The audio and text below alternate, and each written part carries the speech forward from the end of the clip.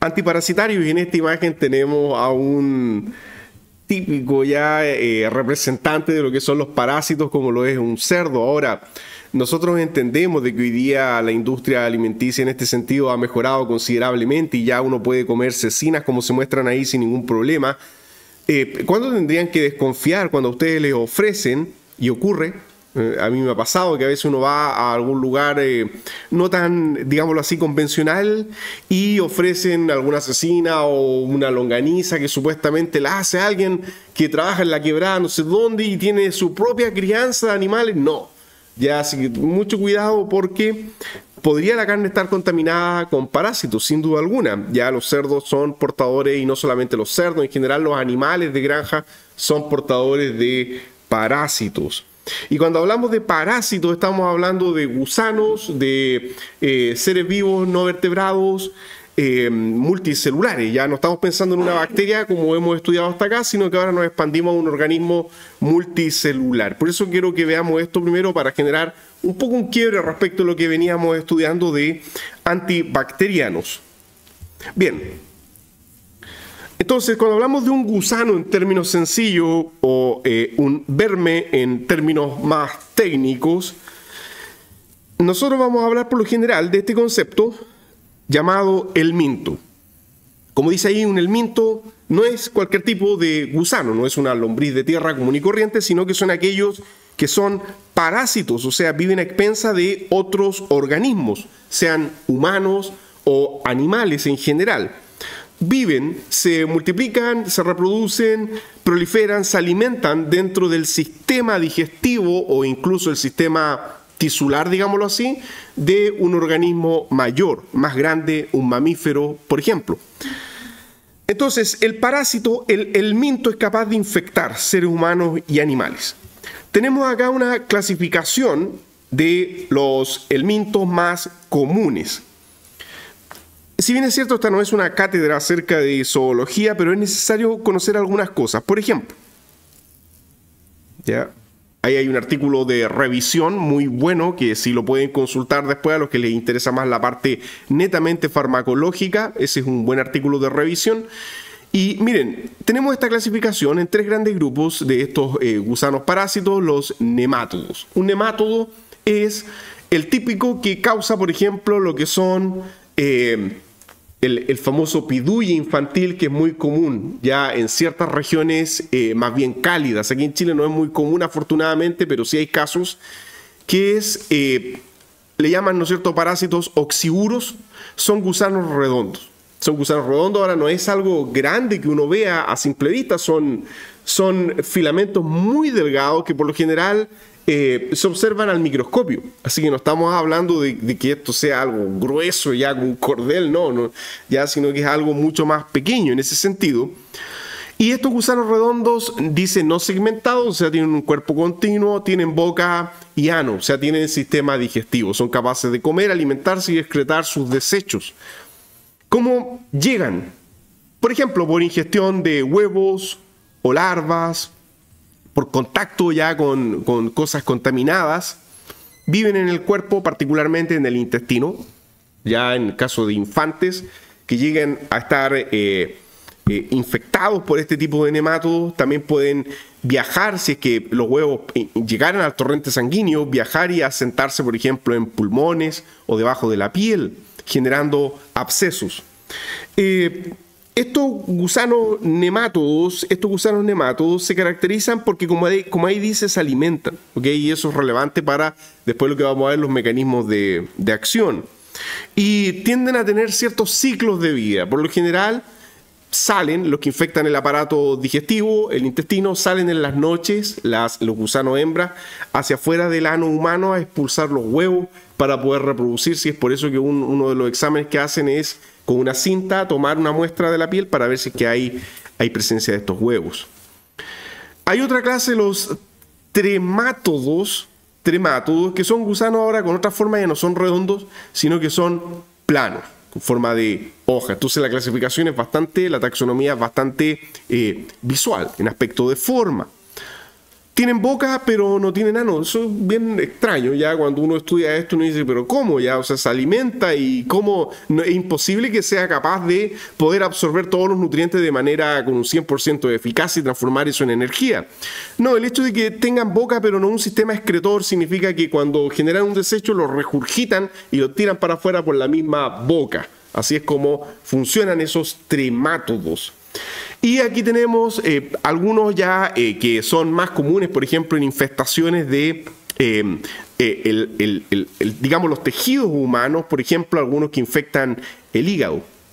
Este es bastante común. Aquí yo nombré algunos, estoy destacando en color azul o celeste algunos ejemplos. Dice Ascaris, ¿ok? Lumbricoides, Oxyuros, son en el caso de los nematos. Y acá estoy destacando este esquistoma, que es por alimentos contaminados o penetración cutánea a través de una herida, por ejemplo, y estos esquistomas pueden alojarse en el hígado. Podría una persona tener el hígado infectado de este tipo de parásitos, también vasos sanguíneos o también en el intestino. Y no solamente esto, ya cuando hablamos de estos tremátodos que son capaces de ir más allá e invadir tejidos, algunos de ellos pueden llegar incluso a algunos órganos como la vejiga, el cerebro, aunque no lo crean, ya suena extraño esto, el globo ocular, o sea, son capaces de viajar y asentarse en lugares muy extraños dentro del cuerpo. No es para nada agradable, claramente, este tema ya, pero nosotros vamos a ver cómo los vamos a destruir. Ya, afortunadamente, hay un arsenal terapéutico para destruirlos. En el caso particular de los infantes, un consejo general, a veces hay mamás que desparasitan a sus hijos hasta por si acaso. Y yo creo que si tienen la edad y ya es posible cierta administración farmacológica, se puede hacer bajo supervisión, ¿no es cierto?, de un pediatra, no está de más, por así decirlo. Si es que hay sospecha de que ese infante estuvo jugando mucho con tierra, con animales, llevándose juguetes a la boca todavía, y todo ese tipo de comportamiento hace que muchas veces niños pequeños puedan ser parasitados. Y el último caso, céstodos, dice acá, otra vez son gusanos planos, pero esto es bien extraño porque a diferencia de los anteriores, estos céstodos no tienen ni boca ni intestino. Entonces no hay un sistema digestivo, tampoco hay un nano excretor. Y uno dice, ¿por dónde comen? ¿Cómo absorben los nutrientes? Porque fotosíntesis no van a hacer. Bueno, absorben los nutrientes por sus tegumentos, o sea, por todo su sistema piel muscular. ¿Ok? Todo el sistema de la piel y la musculatura que está entrelazada en estos helmintos absorben por ahí los nutrientes, así que son bien extraños porque no tienen una boca a través de la cual ingieren sus alimentos, a diferencia de las otras dos clasificaciones. Estos absorben a través de la piel. Y aquí entra el parásito más común que infecta a los cerdos, la famosa tenia. ¿Okay? Entonces aquí tenemos las tenias. Ejemplo, se puede un ser humano afectar por ingestión de larvas en carne contaminada. ¿Okay? ¿Dónde viven? En el intestino, muy común en el caso de los adultos, pero también son capaces de, si es que ingresan al sistema sanguíneo, viajar y llegar a tejidos distantes y formar quistes. Entonces tenemos que, a la hora de diseñar un compuesto, saber a qué nos estamos enfrentando para saber si vamos a administrar una molécula que actúe principalmente a nivel intestinal, o sea, una molécula que no se absorba, o bien un fármaco que sí se absorba y que llegue a todo el sistema sanguíneo. Ya, y esa distinción es relevante porque muchas de estas moléculas son bien tóxicas. Entonces, ojalá sea siempre a nivel intestinal porque ahí el fármaco va a actuar tópicamente y no se va a absorber. Pero si ya la cosa viajó y lo tenemos en el hígado, en la vejiga, en los ojos o donde sea, va a tener que consumir un fármaco que se absorba. Y ahí eso conlleva ciertos riesgos y ciertos efectos adversos. Bueno, estructuras químicas, acá tengo una de las primeras familias y por lejos tal vez la más conocidas, sobre todo por las madres y sus hijos que más de alguna vez han sido desparasitados. Por ejemplo, mebendazol. Mebendazol está ahí. El segundo es uno de los más conocidos. Como les digo, afortunadamente nuestra zona climática aquí en Chile de alguna manera nos protege, por así decirlo. Este tipo de infección es más común en zonas cálidas, mediterráneas, así que bueno, si viajan hay que tomar los resguardos que correspondan. Y veamos las estructuras. ya antes de empezar a hablar de qué es lo que hacen en los parásitos, tenemos 4 moléculas que se caracterizan porque las 4 son, pregunta, si tenemos estructuras cíclicas fusionadas con anillos aromáticos, hay azufre, hay un flúor por ahí, lipofílicas o hidrofílicas. En todos los casos, el farmacóforo es un benzimidazol, ¿ok? Un anillo benzimidazólico conectado a diversas cosas. Son estructuras súper lipofílicas. Son bastante lipofílicos. ¿Y eso es bueno o malo? Es bueno, porque en algunos casos queremos que lleguen al cerebro cuando queremos tratar una infección cerebral. Entonces, cuando hablamos de derivados de benzimidazol, el benzimidazol es el heterociclo que estamos destacando en color rojo, corresponde al núcleo central farmacóforo. Y para que puedan tener buena actividad, en la posición 2 del benzimidazol hay que conectar a algún grupo capaz de establecer puentes de hidrógeno con el target. Entonces, en el caso del tiabendazol, el grupo conectado corresponde a un, ¿cómo se llama este anillo aromático? Tiazol. Muy bien, tenemos un tiazol que puede ser, por ejemplo, aceptor de puente de hidrógeno en el nitrógeno principalmente, pero también en cierta medida en el azufre. Y ustedes dirán, ¿y el benzimidazol no puede ser dador de puente de hidrógeno? Sí, puede ser dador de puente de hidrógeno. De hecho, nótese lo siguiente en estas 4 estructuras, en ningún caso el protón ha sido reemplazado. Entonces estamos hablando de estructuras que no han sido alquiladas, porque si ustedes alquilan el benzimidazol con una cadena, pierde la capacidad de ser un dador de puente de hidrógeno y baja la actividad biológica. Entonces, el benzimidazol, lo voy a anotar, debe ser un benzimidazol entre comillas libre. Si ustedes lo alquilan, la actividad biológica no se pierde, pero se reduce porque están perdiendo un protón que puede hacer puente de hidrógeno con el target.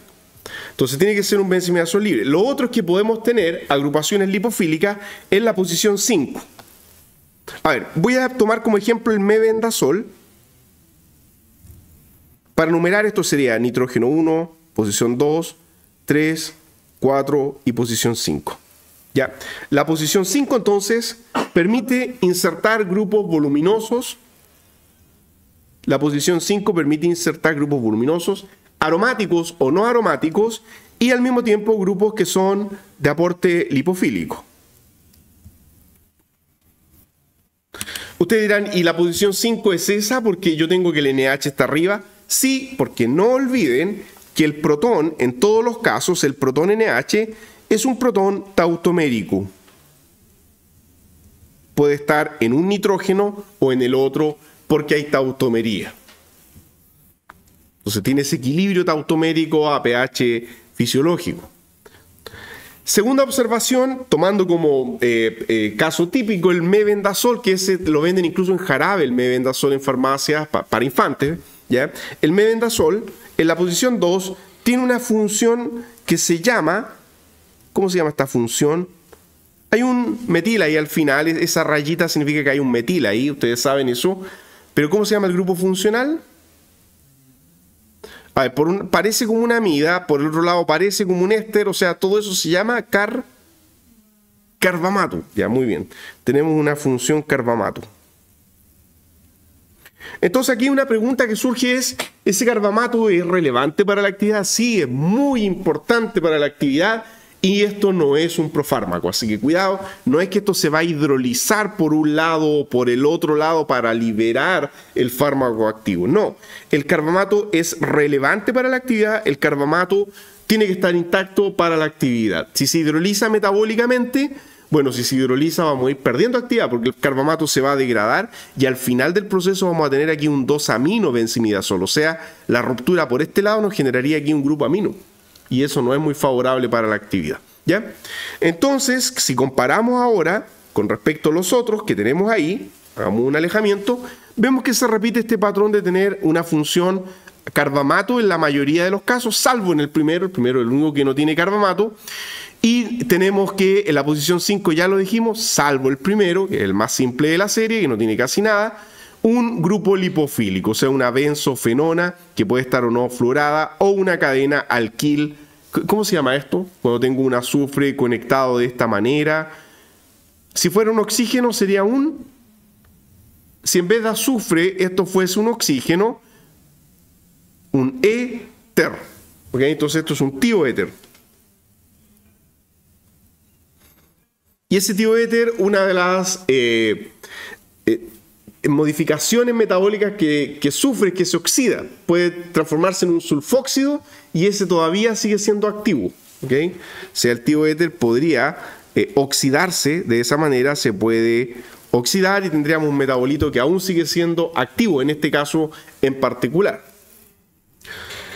Bien, vamos ahora al mecanismo para irnos adentrando. Dice inhibición de la formación de microtúbulos del parásito. A ver, ¿cómo es eso? Detengámonos un segundo ahí. Estas moléculas alteran, inhiben los microtúbulos.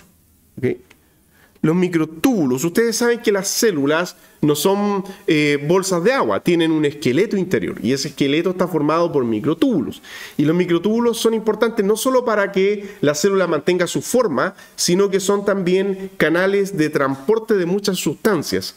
Es un esqueleto con vida, por así decirlo. Entonces, si se bloquean los microtúbulos del parásito, una de las cosas que ocurren indirectamente es que se bloquea el transporte de glucosa. O sea, toda una cadena de proteínas que mueven la glucosa para que se aproveche como fuente de energía, se bloquean, pero indirectamente. Así que cuidado ahí. El parásito no va a poder ocupar glucosa indirectamente. Al estar los microtúbulos inhibidos, bloqueados, al no poder moverse ni acoplarse apropiadamente entre ellos, se bloquea el transporte de la glucosa dentro de las células del parásito y por lo tanto el parásito comienza literalmente a morir de hambre. Como segunda observación, perdón, se movió algo ahí. Dice acá, la función carbamato es indispensable para la actividad. Sí, ok, si se metaboliza, se rompe, ya vimos que la actividad va a perderse. Bien, algunas observaciones generales ahora, mantengamos siempre ahí las moléculas a la vista. Los helmintos, dice, no se multiplican dentro del cuerpo salvo las larvas de ciertos cestos, o sea, salen hacia afuera a poner los huevos, a eso se refiere. Causan enfermedades crónicas, pueden producir problemas como desnutrición al perturbar el metabolismo intestinal, anemia, daño a los órganos, dependiendo de dónde se alojen. Muchas infecciones se dan por una adecuada falta de higiene, por el consumo de agua contaminada. Ejemplos, que ustedes van a la selva en alguna parte y consumen el agua dulce. A veces hay parásitos que viven en agua dulce de algunos ríos. Consumo de alimentos crudos o mal cocidos. Así que cuidado ya con si son fan de ciertas preparaciones crudas. Hoy día, no sé por qué hoy día ha habido como un boom de comer ciertas cosas crudas. Mucho cuidado. Los oxiuros son una infección común en niños, el famoso piduye, y el síntoma principal, picazón intensa en la zona anal del infante, sobre todo de noche, porque las hembras de estos oxiuros salen hacia afuera a poner huevos en la piel. Y eso produce irritación, mal dormir, bruxismo, miren qué cosa más extraña al dormir mal, e infecciones por rascarse. O sea, el infante se rasca a veces dormido, ni se da ni cuenta, se está rascando y después con las uñas contaminadas lleva esa infección a su cara, a su boca y se genera un ciclo de sobreinfección. Bien, ¿qué tenemos acá? Tenemos un gráfico bastante relevante que lo hemos explicado en el pasado, que nos va a decir si que estas moléculas pueden o no llegar al cerebro. Este es un gráfico de huevo cocido o huevo duro, donde en el eje Y tiene el log P de la molécula, dice W log P es el tipo de algoritmo con el que se calcula el log P, o sea, la lipofilia, y en el eje X tenemos la superficie polar topológica. Sabemos que una superficie muy grande, el fármaco no va a ser absorbido, no va a llegar a ninguna parte. Una lipofilia muy grande, tampoco hay ciertos valores que son los óptimos que están determinados por estos círculos. Y tenemos que lo que queda dentro del círculo o el óvalo, mejor dicho, de color blanco, es aquello no sé si se acuerdan, aquí hay unos puntos que son esta familia de benzimidazoles. Hay uno solo que quedó en el círculo amarillo. ¿Qué significaba cuando algo está dentro de la región blanca? Que tiene absorción intestinal. ¿Ya? Entonces, los que logran quedar dentro del área blanca significa que tienen lipofilia y superficie molecular apropiada para ser absorbidos por vía intestinal. Hay absorción intestinal. Mucha o poca, esto nos dice que hay solamente, no nos dice cuánto. Ya esto es una predicción. Y los que quedan dentro de la región amarilla son aquellos que además logran llegar al cerebro. Entonces aquí hay uno que llegó, tiabendazol. ¿Cuál era ese? El primero de la serie, el más simple, el que era más lipofílico, ¿ok? El que tenía menos grupos polares, no tenía carbamato, ¿se acuerdan? Entonces ese, vean qué interesante, logra llegar al cerebro, ¿ya? Logra llegar al cerebro, y de los otros, ya que están tan cerca, por lo general a veces también se asume que podría algo llegar al cerebro, pero por lejos el tiabendazol es el que más fácil atraviesa barrera hematoencefálica. Ustedes dirán, pero ¿y no puedo ocupar un poco de otros? Sí, se puede ocupar una dosis alta, por ejemplo, de mebendazol, que también podría llegar. Ya este gráfico es una aproximación, pero vemos que aquí por lo menos hay dos puntos que están bastante cercanos a la región amarilla. Dice acá, la presencia de grupos apolares grandes en C5 les confiere una pobre absorción intestinal, o sea, son muy lipofílicos y por lo tanto de acción más bien tópica, por lo que se reserva su uso para infecciones del tracto gastrointestinal. Pregunta, ¿cuál de los dos debería ser más lipofílico? ¿Mebendazol o flubendazol? El flubendazol, muy bien, tenemos un pequeño aporte lipofílico extra de un halógeno dentro de la estructura. Entonces son moléculas súper lipofílicas. Ya, entonces, veamos acá. En esta pequeña tabla resumen, el tiabendazol, que estábamos viendo recién, el que llegó a la región amarilla, lo voy a destacar con color amarillo para generar alguna asociación mental en ustedes, ese era el que estaba dentro del gráfico de huevo duro en la región amarilla. Entonces, ya acá está, dice tiabendazol, ese punto de color azul ahí, era la estructura que lograba llegar al cerebro. Ya, ese, en esta tabla, dice, ¿llega al cerebro? Sí. Ya, entonces, sí llega al cerebro. Perdón. Es el más lipofílico de la serie, atraviesa la barrera hematoencefálica. Y de los otros, si es que no pudiésemos ocupar tiabendazol o quisiéramos ocupar una alternativa, de los otros tres, albendazol sería el más cercano. Ya lo que pasa es que aquí no los tengo con nombre. Yo les dije que estos puntos están cerca. Ya el más cercano sería albendazol. Entonces, sí vamos a tener que también va a llegar al cerebro. Vamos a la estructura como era el albendazol.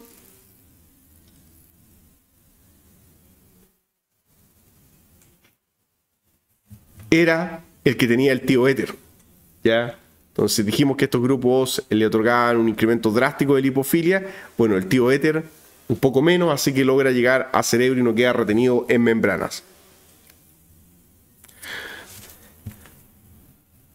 Bien, mebendazol, flubendazol son muy similares en su efecto, sirven para nematodos intestinales ambos. No cruzan bien la barrera hematoencefálica. Entonces, albendazol sería ya el que se ocupa como segunda opción. Ya no mebendazol, sería albendazol, ya para que rectifiquen, se había mencionado el albendazol en la diapositiva anterior. Ahora, cuando hablamos del citoesqueleto como target, esto de inmovilizar al parásito bloqueando su citoesqueleto, el parásito no puede absorber bien la glucosa, queda de cierta manera inmóvil. Fíjense que el citoesqueleto es un target farmacológico no solamente para tratar infecciones parasitarias, sino para tratar una serie de enfermedades. A ver, voy a maximizar.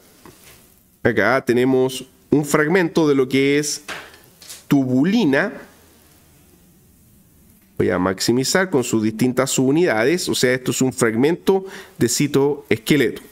Aquí dice beta-tubulina, un fragmento enlazado a alfa-tubulina, enlazado a beta-tubulina, o sea, cómo se va concatenando el citoesqueleto de una célula.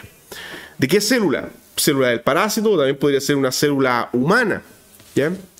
Entonces, hay una cavidad que si uno la bloquea, en esta zona de acá, si la bloqueamos en humanos, la célula no se va a poder reproducir. Por eso acá dice paclitaxel y otros derivados, son estructuras muy complejas extraídas de productos naturales, que lo que hacen es inhibir el citoesqueleto de células humanas. ¿Para qué serviría eso? ¿Qué fin tendría hacer eso en células humanas? Estamos hablando de que queremos matar un parásito. Ok, pero hay algunas moléculas, como el paclitaxel y sus derivados, que pueden bloquear el citoesqueleto de células humanas. ¿Cuál sería el fin? De hecho, no son los únicos, pero en esa cavidad que se muestran acá hay un sitio de unión para ellos. Si vamos ahora aquí abajo, observen, aquí abajo hay otros que tal vez también los conocen, eribulina, vincristina, etc. O sea, estos que están aquí abajo en color azul también se unen, pero a la porción inferior acá de la beta-tubulina. O sea, hay otra cavidad donde también este otro tipo de alcaloides llegan y bloquean. Entonces el paclitaxel y sus derivados bloquean en una cavidad, la eribulina y sus derivados bloquean en otra cavidad. Antineoplásicos. Entonces sería para bloquear la multiplicación de células cancerígenas. Entonces el citoesqueleto es un interesante target, no solamente para inmovilizar un parásito, sino también para el desarrollo de antineoplásicos. Pero la pregunta es, ¿se podría ocupar alguno de esos para matar un parásito? No, porque el lugar donde se van a unir es diferente. Y porque por otra parte, estos antineoplásicos, ¿ustedes cómo creen que son? ¿Inocuos o con muchos efectos adversos? Muchos efectos, son bastante tóxicos. Los antineoplásicos en general son súper tóxicos, entonces no tiene sentido tratar de ocupar una de estas moléculas para eliminar un parásito intestinal. Y ahora si vemos la vista, aquí dice, ¿no es cierto?, vista de la otra porción, ¿ok? No del lumen. Si lo giramos el microtúbulo en otras palabras, ahora aparece otra cavidad, acá en el centro, entre la subunidad beta y la subunidad alfa, y ahí tenemos una cavidad donde están mebendazol y todos sus otros derivados. Mebendazol, nótese este, febendazol, hay unos que no estaban en la lista, albendazol sí estaba, este de acá arriba tampoco estaba en la lista, nocodazol. Bueno, ¿qué pasaría? Esto es un isóstero de benceno. Acá, en vez de tener un carbonilo, tengo un azufre como conector. Entonces tienen una cavidad diferente y se enlazan de manera más selectiva por el microtúbulo del parásito que por los microtúbulos humanos. Hay otras sustancias que se nombran ahí, ya, pero son para, por ejemplo, microtúbulos humanos. A ver, pregunta, ¿alguien sabe qué hace esto? Colchicina. A lo mejor ustedes tienen un pariente que consume colchicina, porque vean, ocupa la misma cavidad, pero no en el parásito, sino en humanos.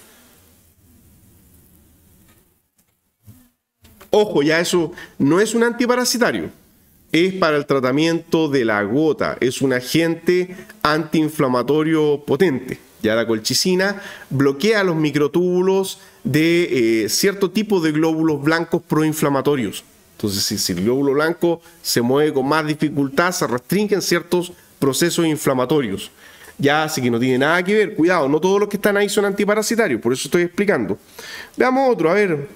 Aquí hay otro más. Este. Los dos últimos, pero sobre todo este de acá al medio. Noscapina. Muy bien. Es un antitusivo. ¿Ok? Pero no un antitusivo cerebral. Ya, esto es distinto a la codeína, que es otro antitusivo que se vende mucho en el mercado, sino que la noscapina es un antitusivo que inhibe el reflejo de la tos porque paraliza las células del tracto respiratorio, bloqueando el movimiento. ¿Qué movimiento? El movimiento del microtúbulo. Entonces la célula, al estar más rígida, no se genera este movimiento ya contráctil propio de la tos. Así que ahí tienen el efecto de la noscapina. Es bastante efectivo, a veces se requiere simplemente una mayor dosis. Personas que dicen, a mí no me hace nada porque la noscapina es de venta directa. Consuman más, aumenten la dosis y van a ver que hay efecto. Ya la noscapina masticable tiene efecto en personas adultas para frenar la tos en procesos de resfrío. Y ahí al lado entonces están los antifúngicos. Así que cuidado, no confundan cuando estén estudiando. No todas esas moléculas que están ahí son antifúngicos, ya lo acabamos de explicar. Y tenemos también esta otra que de manera un poco más didáctica, por así, nos recuerda que en los microtúbulos, la tubulina, el citoesqueleto es un target. Un target para, por ejemplo, desarrollar anticancerígenos, como los alcaloides de la vinca que están en la diapositiva anterior. Aquí no están las estructuras. Los taxanos también están en la diapositiva anterior. Estaba el paclitaxel, por ejemplo. La colchicina ya la nombramos, ya impide el movimiento de los neutrófilos, eso es lo que se muestra ahí, entonces no hay un proceso inflamatorio exacerbado. Y los azoles que impiden el movimiento del parásito del helminto, se rigidiza el helminto y, como dice acá, va a morir porque no se puede alimentar al no poder moverse, pero también se dificulta el metabolismo de la glucosa, ¿ok? De manera indirecta. Ya no olviden eso, de manera indirecta. Ah, y acá al medio dice griseofulvina, ese es un antifúngico. Un antifúngico que impide que el citoesqueleto del hongo se mueva apropiadamente. Entonces ahí tenemos también efecto antifúngico, y es por eso que algunos de los antiparasitarios tienen algo de efecto antifúngico también. Y aquí tenemos mebendazol interactuando con la estructura microtubular. Ahí puse el código, ya les he enseñado en el pasado a ver eso, por si lo quieren ver en sus casas en 3D ustedes mismos. Pero ahí quiero destacar por lo menos dos cosas relevantes. Primero, ¿por qué el benzimidazol no tenía que estar metilado?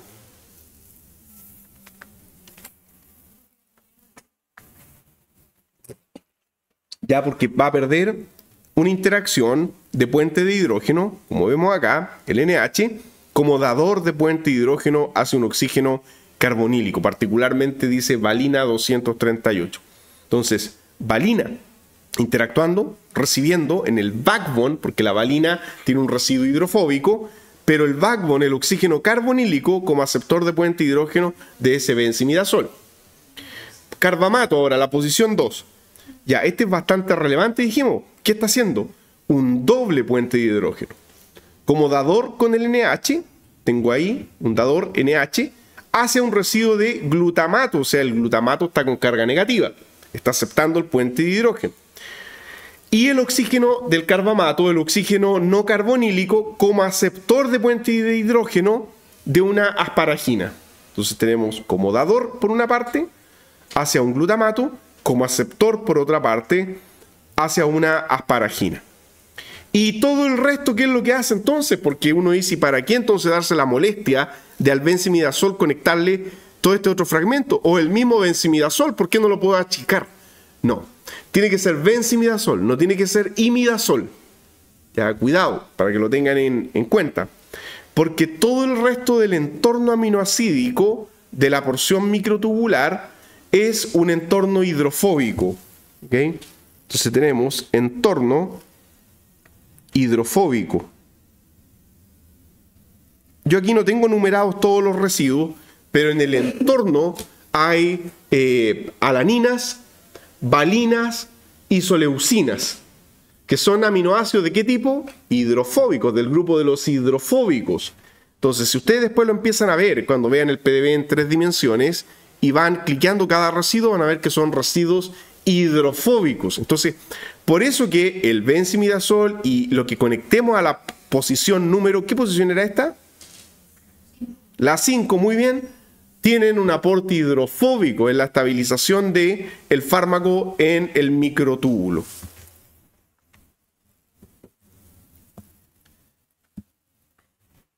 Bien, esos son entonces los derivados de benzimidazol que rigidizan al parásito bloqueando su citoesqueleto, los microtúbulos.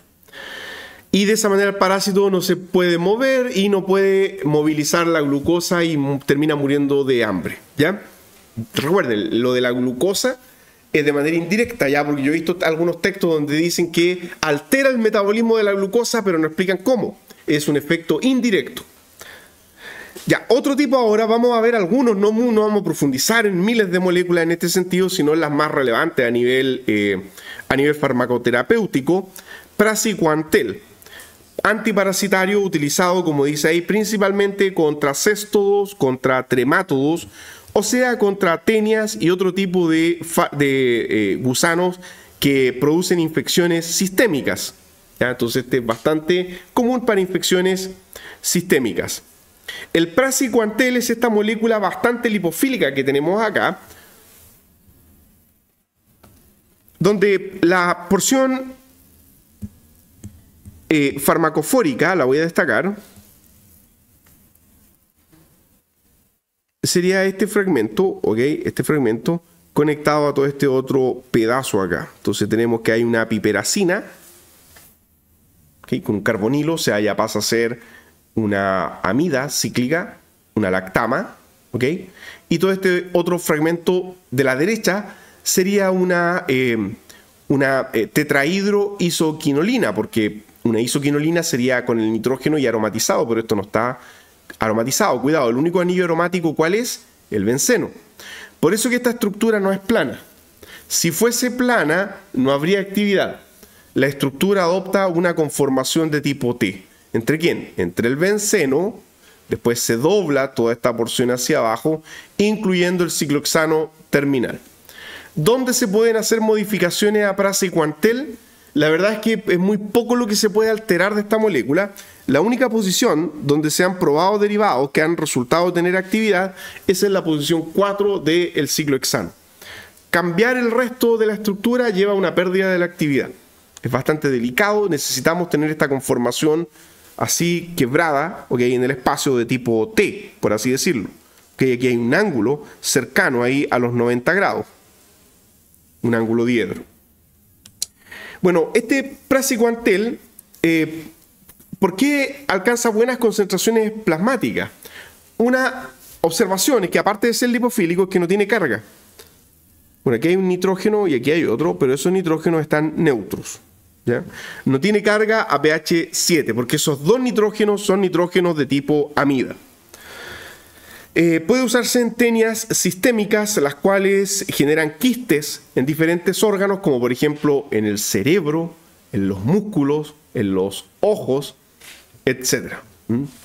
Tiempo atrás recuerdo que estuvo de moda un documental donde mostraban este tipo de infecciones parasitarias y había una persona, un hombre que describía que se dio cuenta que tenía un parásito en el ojo viéndose en el espejo, que todos los días le molestaba, se rascaba, no sabía qué tenía, hasta que un día se ve en el espejo y ve que tiene algo anormal, que de hecho se movía según él al verse en el espejo. Entonces, en lugares tan extraños pueden acomodarse, por así decirlo. Bueno, ahí este compuesto llega con un buen volumen de distribución. Mecanismo principal ya no tiene nada que ver con el citoesqueleto del parásito, sino que aumentan la permeabilidad al calcio en las membranas del parásito. Al menos esa es la teoría de mayor consenso que hay ahora. Porque si ustedes buscan algún target, alguna proteína cristalizada con el paclitaxel mostrando su modo de unión, como lo hicimos recién con el mebendazol, no hay. ¿Ok? No existen. Por lo tanto, la hipótesis de consenso que hay de momento, cómo estaría matando, es que aumenta la permeabilidad al calcio. Entonces, ¿qué pasa cuando entra calcio en las células? Por ejemplo, las células musculares humanas se contraen, ya, muy bien, ¿no es cierto? El calcio es para contraer el músculo. Lo mismo en un parásito. El parásito, si entra más calcio, se contrae. Ya, pero el punto es que queda permanentemente contraído. Entonces se produce una rigidez o parálisis espástica. Ese es el nombre. A ver, destaquémoslo acá. Contracción muscular sostenida o parálisis espástica. Y al quedar así de contraído sin poder moverse, se desprende de las paredes intestinales del hospedador o del órgano en el cual esté alojado. Ya sabemos que praziquantel es para infecciones también sistémicas y de esa forma termina siendo destruido por el sistema inmune o excretado si es que todavía está en el intestino y no ha entrado. Dice que también provoca un daño en la capa externa del parásito, en sus tegumentos, o sea, en toda su mezcla de piel con músculos, facilitando el ataque inmunológico. Destaco esto, aunque ya lo dijimos, a diferencia de los benzimidazoles, no actúa sobre la tubulina, ya ni tampoco interfiere con la glucosa. Y así que es un mecanismo de acción completamente diferente. Y ahí ustedes tenían que haberme dicho, ¿no es cierto?, ¿y cuál es el enantiómero activo? Porque tiene un centro quiral, que no lo habíamos notado. Entonces aquí yo giré la estructura, por lo tanto, ¿dónde está el centro quiral? Que aquí se ve todo plano, ¿ok? ¿Dónde está el carbono? Aquí se ve porque el protón ya está explícitamente dibujado así. Acá está al revés, entonces ahí tenemos el centro quiral. Bueno, ¿cómo se vende actualmente esto? Se vende como racemato. Es un fármaco vendido como racemato, que no es caro de producir, pero se ha descubierto que hay un enantiómero activo que es este, que corresponde al enantiómero de tipo R, y le llaman ar-praziquantel, que corresponde entonces, destaquémoslo porque ahí no está señalado, es el enantiómero de tipo R, es el enantiómero activo, se está estudiando ahora y se está ya pensando su producción masiva para vender ese enantiómero que es el activo. Uno dice el núcleo prazino-isoquinolina, bueno, todo ese nombre, para lo que delante ya destacamos, o sea, para todo esto. Este núcleo tricíclico es esencial para la actividad. Segundo, el grupo ciclohexil carbonilo, en posición 2, es clave para atravesar membranas y unirse a canales, o sea, ese grupo aumenta la lipofilia. El carbonilo metílico, o sea, el que está hacia afuera, contribuye a la actividad. Modificaciones en esta zona suelen reducir la potencia, o sea, este carbonilo que está acá, idealmente no tocarlo. 4. La lipofilia general de la molécula es importante para cruzar membranas biológicas, incluyendo las del parásito. Ya dijimos, llega al cerebro y la única posición donde podemos generar análogos de esto que están en fase de estudio es la posición 4 del ciclohexano. Bien, entonces eso respecto a esta molécula en particular. Otros derivados, ahora vamos a terminar con otros derivados y aquí tenemos 3 moléculas: levamisol, niclosamida y pirantel. Pregunta, viendo ahí la estructura, ya solamente la estructura, ¿cuáles creen ustedes que van a tener un mecanismo similar? Viendo la estructura. Entre ellos. El primero y el último, ¿cierto? El primero y el tercero. Muy bien. Ya ustedes dicen, ¿y qué tienen de parecido? Bueno, el benceno es isóstero del tiofeno. Después tenemos una porción con un enlace doble con estos 2 nitrógenos. Bueno, aquí también tenemos un enlace doble y 2 átomos de nitrógeno que se parecen en cierta medida a esto que está acá. O sea, hay cierta similitud, no son iguales, pero esa similitud ya les lleva a ustedes a decir, algo parecido van a tener. El del centro ya se desvía completamente, ¿ok? Entonces, ya, primer caso, levamisol. También contrae el parásito, pero por un efecto diferente. El levamisol es un agonista nicotínico. Entonces genera una contracción sostenida del parásito. Cuando decimos agonista nicotínico, estamos diciendo que es un agonista de los receptores de acetilcolina nicotínicos. Receptores de acetilcolina. Se abrevia ACH, la acetilcolina. Y la acetilcolina tiene la siguiente estructura química.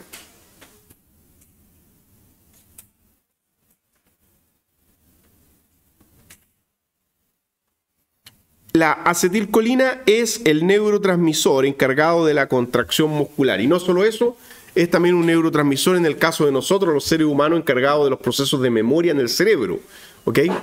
Ya, esa molécula que está ahí es la acetilcolina. Ahora, viendo la estructura que está abajo, ya, porque ya no se parece mucho, ¿no es cierto?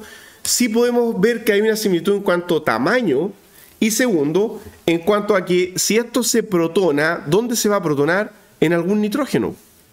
Entonces, al protonarse este sistema, tendríamos un nitrógeno positivo. Lo mismo acá, ¿ok? Tendríamos por lo menos un nitrógeno protonado, porque estos sistemas así imínicos no son tan básicos como un sistema amina primaria, por ejemplo, ¿ok? Ya, entonces, este es agonista nicotínico, y si es un agonista nicotínico, ya dijimos, la acetilcolina es el neurotransmisor que produce la contracción muscular. ¿Y cómo lo hace? La acetilcolina estimula los canales colinérgicos y genera contracción. Bueno, esto va a ser lo mismo, estimula los canales colinérgicos generando contracción. El levamisol hoy día se ocupa bastante a nivel veterinario. A nivel humano fue reemplazado por mebendazol porque es menos tóxico. Ya, pero a ver, ¿este reemplazo es por toxicidad o también por mecanismo? ¿El mecanismo es el mismo del mebendazol? Memoria de corto plazo, lo vimos recién. Mebendazol era un benzimidazol. Se une a microtúbulo, así que son mecanismos diferentes, ¿ya? Entonces, fue reemplazado, sí, ok, en seres humanos, pero el mecanismo es diferente, el mecanismo por el que va a actuar. Hoy día entonces se reserva principalmente a nivel veterinario, ¿okay? Por ejemplo, para animales de granja. Ya, veamos al tiro el último entonces, el pirantel que está a la derecha, hace lo mismo, sí, pero tiene un efecto extra. Aparte de ser un agonista nicotínico, es inhibidor de la acetilcolinesterasa. Entonces, vamos a destacar esto acá. Es un inhibidor de la acetilcolinesterasa, del parásito. ¿Okay? Si fuera inhibidor de la acetilcolinesterasa humana, permanente, sería bastante tóxico.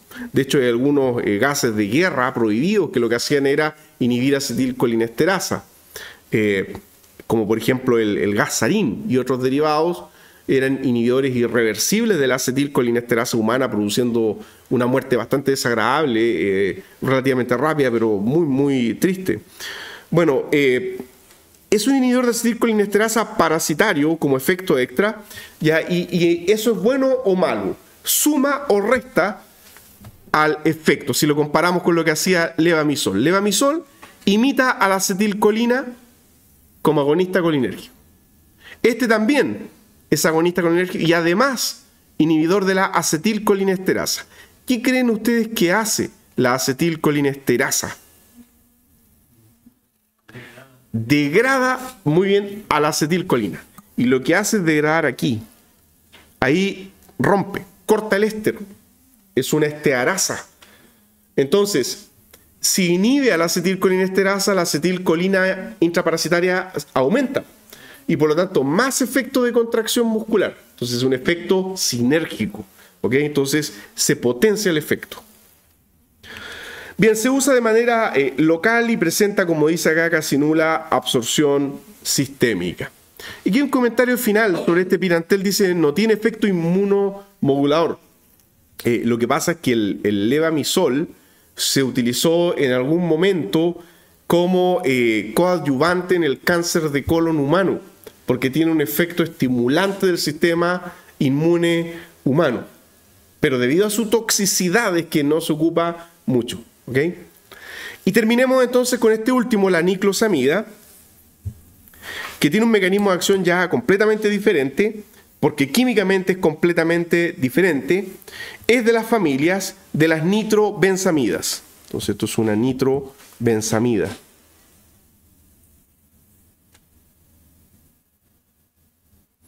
Que dos cosas hacen que sea tremendamente tóxico: la presencia de halógeno en la estructura, tiene 2 átomos de cloro, y la presencia de un grupo nitro en la estructura que aumenta su toxicidad.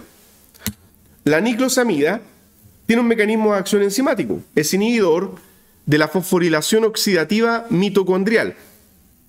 O sea, si el parásito no puede sintetizar ATP, que es lo que hacen las mitocondrias, sintetizar ATP, que es la molécula que genera la energía de las células, el parásito entonces comienza a debilitarse, pierde adherencia intestinal, que es como una muerte energética interna. El parásito no puede producir energía, se produce un agotamiento en él y termina desprendiéndose, pierde adherencia por los tejidos donde esté infectando. Y está exclusivamente reservado para infecciones intestinales. Exclusivamente reservado para infecciones intestinales o tópicas, porque no tiene absorbancia a nivel sistémico.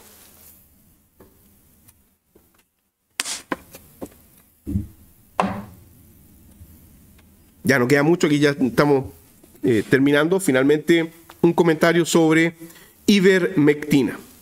Ahí está, ivermectina B1A, ivermectina B1B, porque cuando se dice ivermectina, se habla de la mezcla de estas dos moléculas. Se vende como la mezcla, ivermectina es una mezcla de estas dos moléculas que vemos acá. Pregunta, ¿y esta mezcla es una mezcla racémica? ¿Son enantiómeros? La ivermectina estuvo súper de moda durante el tiempo del COVID porque decían que tenía efecto antiviral. Incluso hubo farmacias donde se agotó. Bueno, esto primariamente es un antiparasitario. Sí hay estudios que muestran que tiene cierto efecto antiviral, pero ese es un efecto secundario, no el efecto principal para el cual históricamente se ha empleado. El efecto antiviral que tenía, si es que lo tenía, tal vez era por estimulación del sistema inmune. Este compuesto es muy grande. Ya pregunta, ¿qué son estas dos cosas? Son muy parecidas, pero ¿son enantiómeros, son diesterisómeros, son simplemente isómeros? No está tan difícil de ver, concéntrense un poco en la imagen.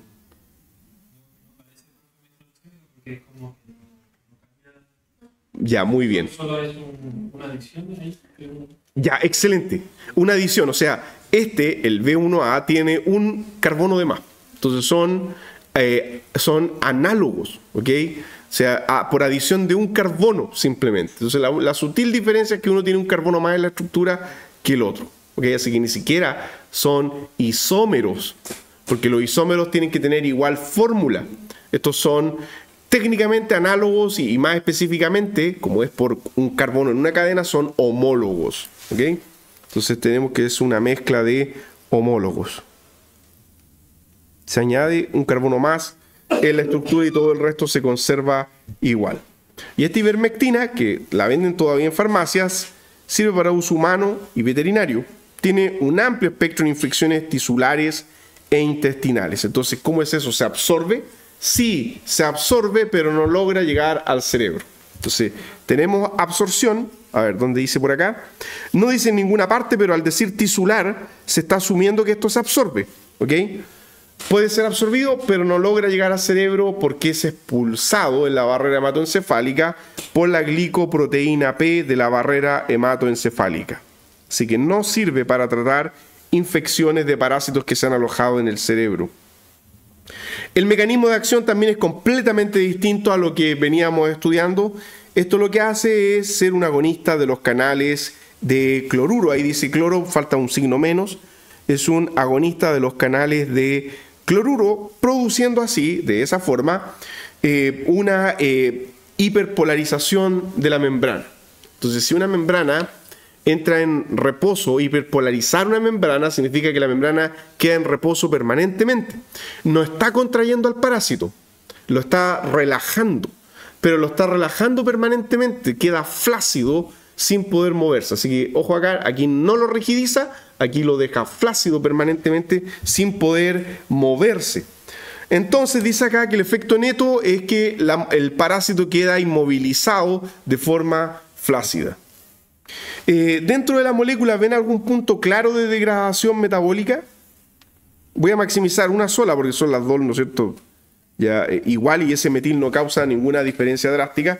Pero sí, por lo menos hay un punto que claramente ya un punto que es de degradación metabólica. ¿Dónde está el éster? Perfecto, ¿no es cierto? Una actegrasa podría venir y romper este punto. Es un claro punto de degradación metabólica de la ivermectina. Y cuando se rompe, pierde actividad. No es profármaco, ¿ya? Entonces, la ruptura implica pérdida de actividad.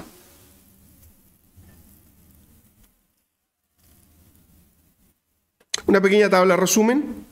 A ver, voy a maximizar.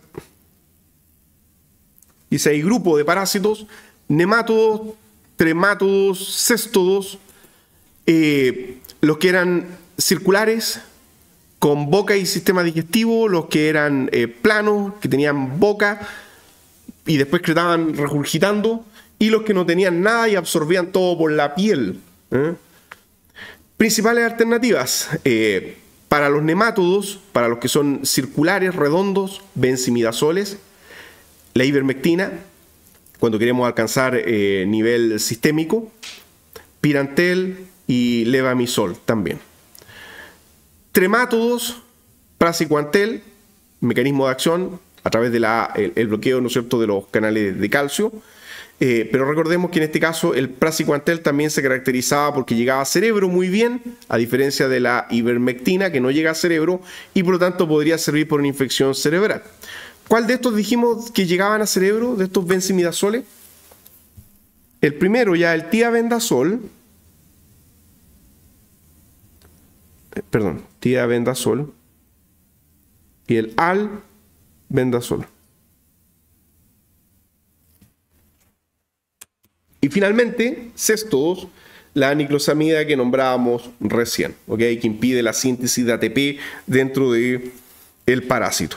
Así que ahí tenemos un pequeño cuadro resumen de tipo de parásito y tipo de estrategia. Entonces va a depender si queremos el efecto solamente a nivel intestinal o si necesitamos un efecto sistémico.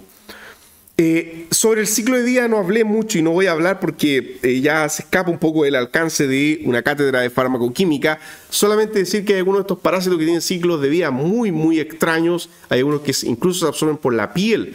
Por ejemplo, una persona descalza que pise un lugar contaminado a través de la piel pueden ingresar al sistema, al torrente sanguíneo, viajan por el plasma y llegan a los pulmones donde se reproducen, incluso a veces salen por la tos. Entonces es muy raro y perturbador ya este tema de los parásitos. ¿Okay? Y termino ahí con una nota de actualidad. Eso pasó hace un poco de tiempo atrás, pero siempre hay casos ya, y bueno, aquí en Latinoamérica es más cercano a lo que es el consumo de carne de cerdo. Eso pasó en Estados Unidos. Una familia consumió carne de oso negro y terminó gravemente enferma porque la carne del oso tenía parásitos. Y después en la nota decían que incluso esa carne ellos la habían guardado en el refrigerador. La habían guardado por más de un mes congelada, pensando que así morían los parásitos.